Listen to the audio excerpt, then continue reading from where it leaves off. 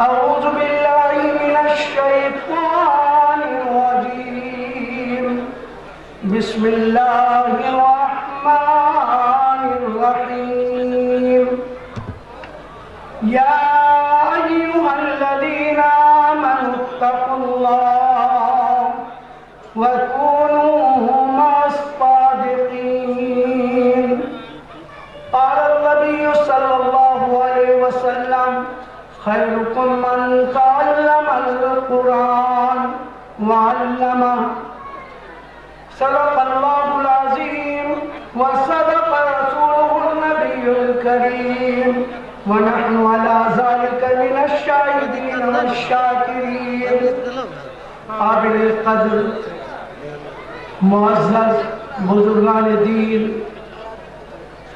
Stage پر تشریف فرما صدر محترم و ہمارے مشفق اساتذہ کرام و علماء اعظام اور علاقے کے دیگر معزز شخصیات، اس میں ہمارے وہ معزز برادران وطن ہیں جس علاقے میں یہ مدرسہ واقع ہے. اس مدرسے کے علاقے کے بہت سارے ہمارے ہندو احباب جو اس مدرسے سے دلی لگاؤ رکھتے ہیں، ہمارے ام محترم جو اس مدرسے کے بانی ہیں، اس مدرسے کے سرپرست ہیں، اور اس علاقے کے اندر کئی مدارس ہیں جن میں سے ایک مدرسہ جامع زکریا سید پور کرم کیا ہے اور تیسرا مدرسہ دیا گنج کا ہے.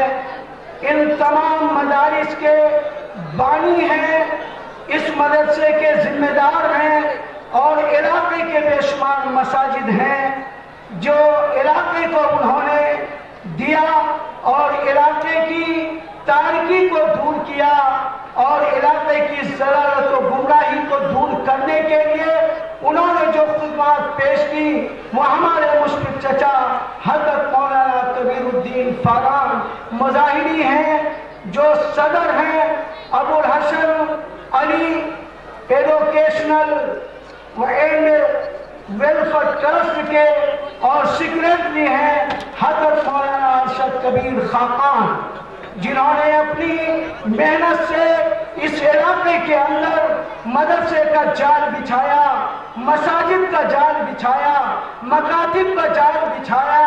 اس کا نتیجہ یہ ہے کہ میرے دوستوں اور بزرگوں، آج اس کا ثمرہ آپ کے سامنے ہے کہ 270 بچے ہیں جن کو سند دیا جائے گا، اور 87 بچے ایسے ہیں جس کے سر پر دستار فضیلت ہندوستان کے مشہور معروف بزرگان دین اکابرین کرام آپ کے اسٹیج پر موجود ہیں.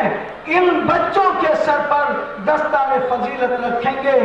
بڑی قیمتی اور اہم محفل ہے، مگر میرے دوستوں اور بزرگوں، ہمارے مسلم بھائی اس کام میں اتنے پیچھے ہو گئے ہیں، دینی پروگرام سے ان کی دلچسپی ہٹ گئی ہے، قرآن سے رابطہ کمزور ہو گیا ہے.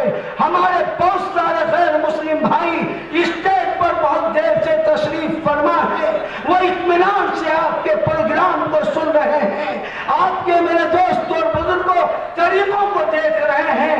بار بار اعلان کیا جا رہا ہے، میرے مسلم بھائیوں، آپ جہاں جہاں بھی کھڑے ہیں غیر ذمہ داری کے ساتھ اپنے اوقات کو گزار رہے ہیں، وہ حضرات سے درخواست ہے وہ لوگ پنڈال کے اندر تشریف لائے. اب کچھ ساعتوں میں وہ اہل اللہ، کیونکہ اس جلسے کا ہیڈنگ ہی ہے چند گھنٹے اہل اللہ کے سائے میں ان کے دست عاطفت سے معصوم بچے مہمان رسول کے سر پر تاج دستار فضیلت رکھا جائے گا.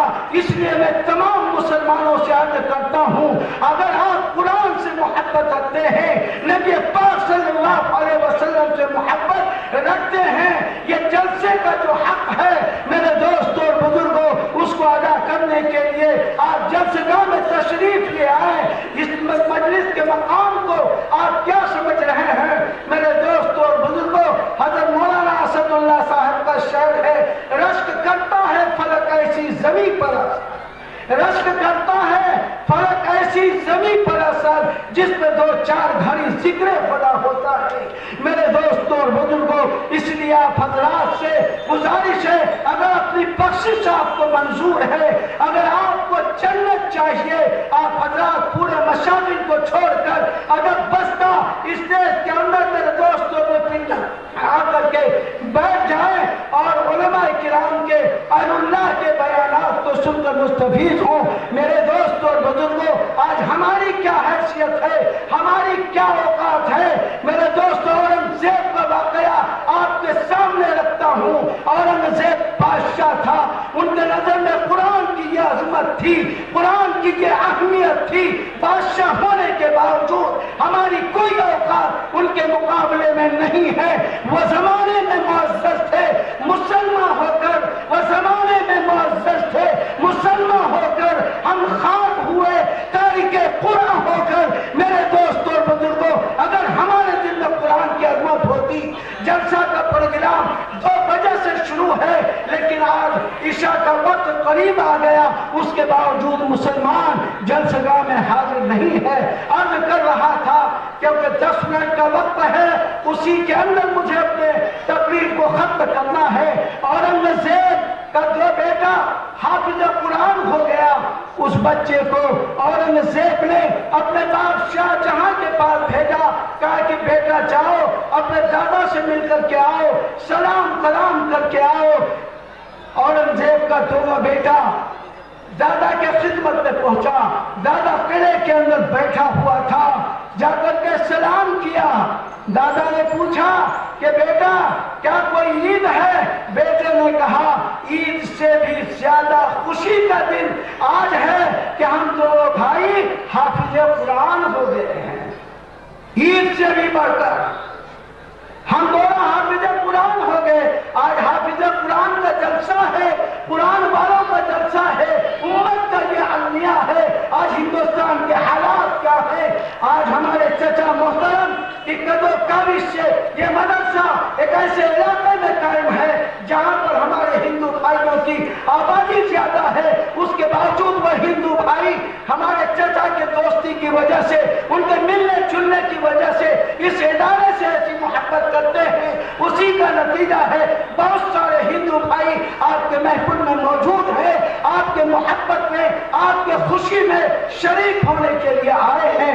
तो मेरे दोस्तों और बुजुर्गों, औरंगजेब के बेटे ने जब दादा से कहा मैं हाफिज कुरान बन गया हूँ, सबसे बड़ी खुशी है, दादा ने कहा जाओ जाओ भागो, यहाँ से भागो।